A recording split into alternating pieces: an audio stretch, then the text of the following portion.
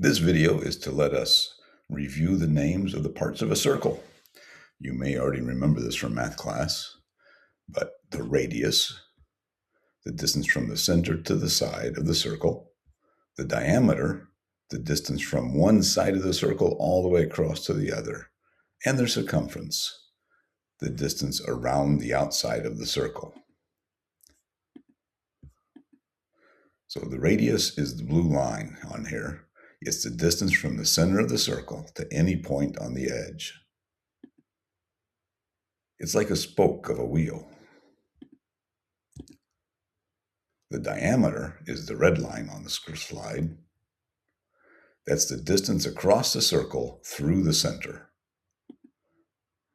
It's twice as long as the radius. Check that out. Radius from the center to the edge, the diameter is twice as long. It's like 2 radii. The diameter is like a full line across the circle. The circumference is the green outline here. It's the distance around the outside of the circle. It's the perimeter of the circle is another way to say that, or the outside edge, the perimeter. So the radius of a circle, we need to know that for calculating mechanical advantage of wheels and axles. That's the distance from the center of the circle to any side. How do we measure the radius of the wheel and the radius of the axle in our activity today? Well, there's 2 lines here.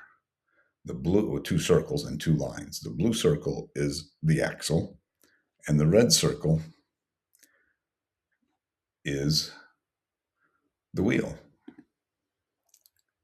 So the radius of the axle is just from the center of that blue circle to the edge of it. And then the radius of the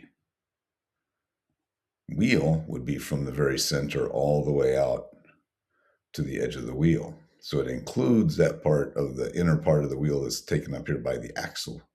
We made a hole in the wheel and put the axle through it.